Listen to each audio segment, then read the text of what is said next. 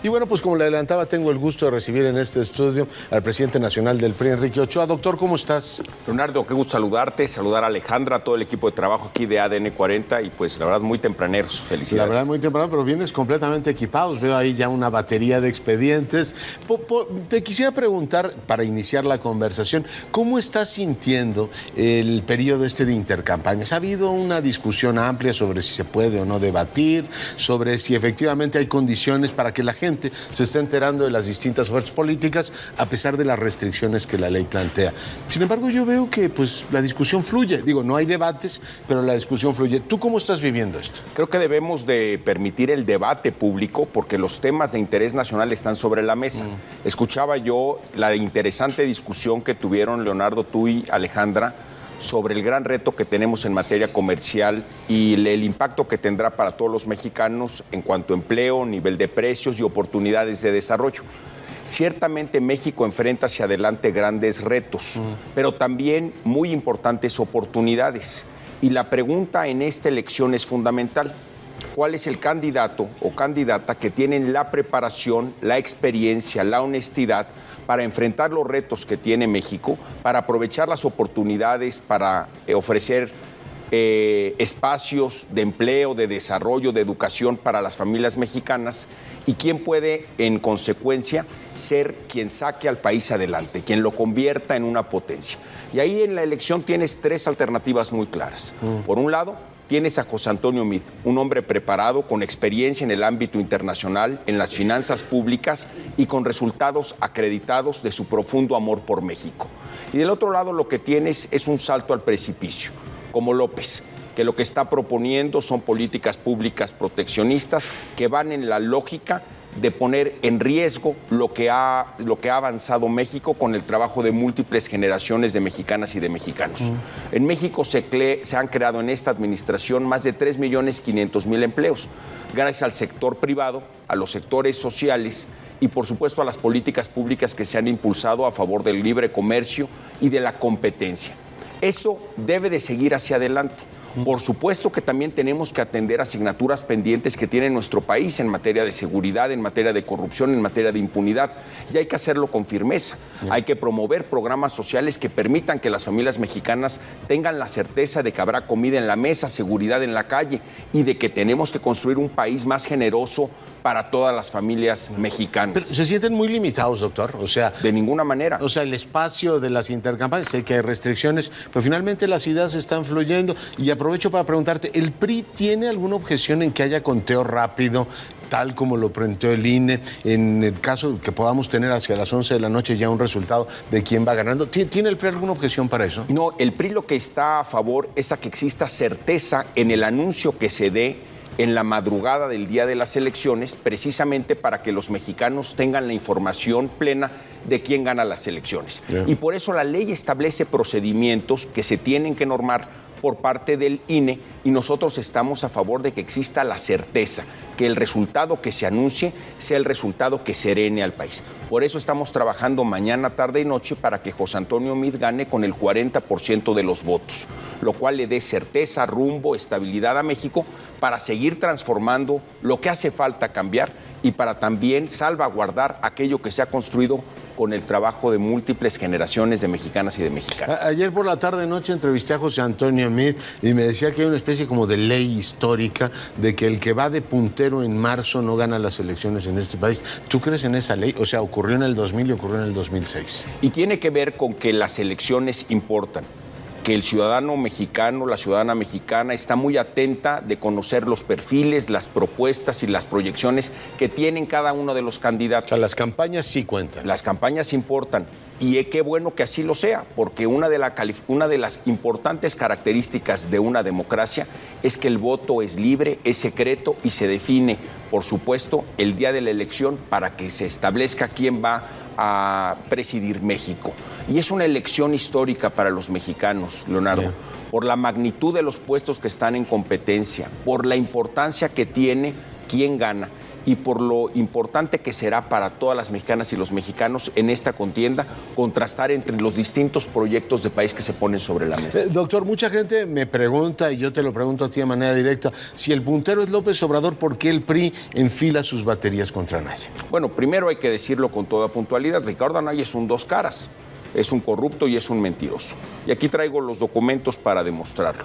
Primero, esta es su declaración 3 de 3, la declaración 3 de 3 de Ricardo Anaya.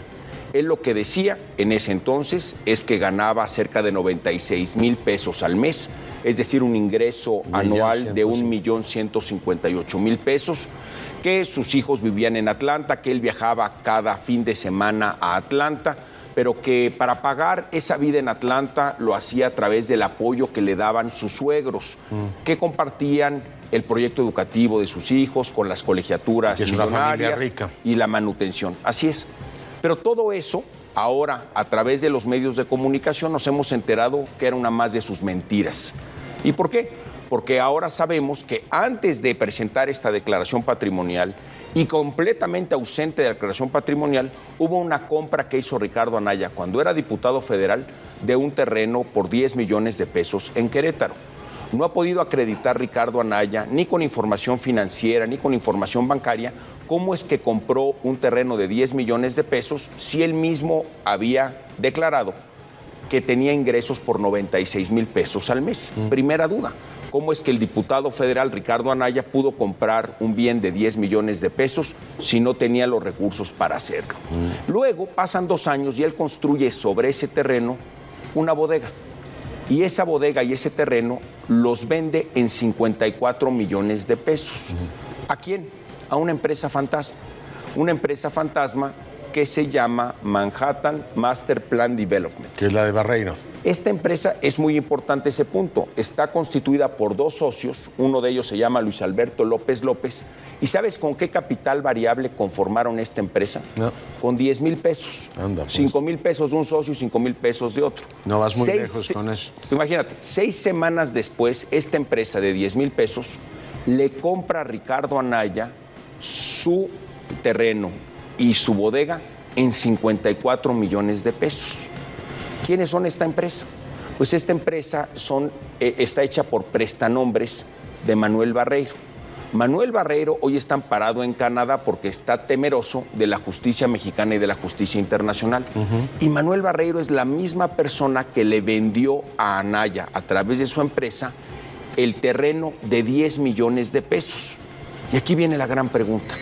Si Manuel Barreiro le vendió a Anaya en 10 millones de pesos un terreno en el cual se construyó una bodega para que Manuel Barreiro se lo recomprara a Ricardo Anaya en 54 millones de pesos. Y para hacer eso hizo toda una triangulación en más de 10 países y en paraísos fiscales para que se perdiera la ruta del dinero y llegaran 54 millones de pesos a la cuenta de Ricardo Anaya. Pues no hubiera sido más fácil para Manuel Barreiro, sin hacer tanto circo, el simplemente en su propio terreno, antes de venderlo, poner la nave industrial de 3 millones de pesos y se acabó la historia. Oye, ¿por qué le entrega 54 millones de pesos a Ricardo Anaya a través de todo este camino de ilegalidades, de lavado de dinero, de empresas fantasma, de simulaciones, de prestanombres? ¿Qué es responsable de Barreiro, no de Anaya directamente? No, porque las personas que han relatado esta historia cuentan que efectivamente fueron contratadas por Manuel Barreiro con el conocimiento de Ricardo Anaya. Que Ricardo Anaya conoció completamente todo el ejercicio de lavado de dinero y que estas personas fueron contratadas por ellos precisamente para que esos 54 millones de pesos se perdieran en la ruta de lavado, pero que llegaran a las cuentas de Anaya. Pregunta, ¿por qué tanta mentira? ¿Tú crees que esto descalifica a Anaya para ser candidato? Bueno, yo creo que esto pone una duda muy clara en cuanto a su honestidad y en cuanto a la veracidad de todo lo que ha dicho hacia los ciudadanos mexicanos. Porque Ricardo Anaya constantemente se ha presentado como una persona que combate a la corrupción y ahora sabemos por investigaciones periodísticas que es corrupto. Ricardo Anaya ha presentado su declaración 3 de 3, su declaración patrimonial, y hoy sabemos, por las investigaciones periodísticas, que le mintió al pueblo de México. Si Ricardo Anaya tiene más escándalos inmobiliarios que años de experiencia en gobierno, imagínate lo que haría administrando la chequera nacional. Ya. Bueno, pues está el caso de Anaya y ahí están las grandes líneas. ¿Es alcanzable López Obrador? Por supuesto, y esto es una contienda que apenas empieza. Y tenemos que poner sobre la mesa los dos proyectos de país que estarían en juego. Por un lado, López propone ser el candidato del no. No al aeropuerto, no al nuevo modelo educativo, no al seguro popular, no al combate a la impunidad, porque lo que ha propuesto López es darle amnistía a criminales y narcotraficantes, a las personas que asaltan, dejarlas libres, a las personas que trafican con drogas, dejarlas libres. Eso no es lo que le conviene a México hacia adelante. Y a los fugados darles una lista, un lugar en su lista de senadores. Ahí tienes a Napoleón Gómez Urrutia, ahí tienes a gente que debería de estar en la cárcel en lugar de estar en la lista de senadores plurinominales por el partido político Morena. En contraste a ello, tienes a José Antonio Meade. José Antonio Meade es un hombre que en 20 años de trayectoria pública ha acreditado honestidad, resultados y un profundo amor por México. Y en ese sentido es un candidato que ofrece condiciones mejores para las familias mexicanas y para las mujeres, con créditos a la palabra, con la extensión de los horarios de las escuelas, desde educación básica hasta intermedia, precisamente para que las madres y los padres de familia puedan tener la certeza que mientras llevan a cabo el desarrollo de sus actividades profesionales y la administración de su tiempo, sus hijas y sus hijos estarán seguros en la escuela, con un nivel educativo de calidad, con la enseñanza de aspectos culturales y también la promoción de aspectos deportivos. Ya, preguntarte, ¿no les preocupa que sus socios, me refiero al Verde y al PANAL, vayan con candidatos diferentes en muchas entidades? En algunos con bronca abierta, como es el caso de Chiapas, y en otros silenciosamente, pero en la capital cada quien va con su candidato. ¿Eso no debilita la postura de Meade? No, en el caso concreto de Chiapas se ha conformado ya la coalición de acuerdo a los tiempos de la ley electoral del Estado y ciertamente nuestra ley electoral permite que existan coaliciones parciales. ¿Qué quiere decir esto? Que en la mitad de los estados de la República vamos de manera coaligada y en la mitad de los estados de la República vamos con candidatos cada quien en su ruta. Pero el ánimo de sus socios varía mucho, ¿no? Bueno, pero en el mismo sentido, lo que coincidimos con el Partido Verde es promover una agenda a favor de las energías limpias, que promueva que convirtamos en el país la basura en energía, que podamos promover aspectos de movilidad y transporte público con el apoyo a las familias mexicanas para poder llegar a sus lugares de trabajo en mejores condiciones.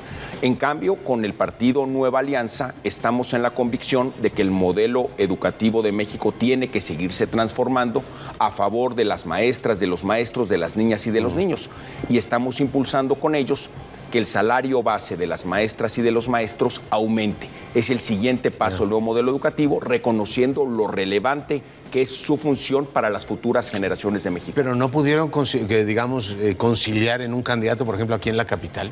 Bueno, con el PANAL, por ejemplo. Estamos precisamente con el Partido Nueva Alianza y con el Partido Verde analizando en la Ciudad de México cómo podemos ir juntos y en qué espacios podemos ir ellos ya separados. Tienen a Purificación, ustedes tienen a Miquel. Pero todavía estamos en el proceso electoral de definición de ello. Y la elección de la Ciudad de México es distinta en su conformación electoral a la federal, donde vamos de manera coaligada. Muy bien, pues doctor, un placer tenerte con nosotros. Hombre, muchísimas gracias, Leonardo. El presidente nacional del PRI, amaneciendo con usted.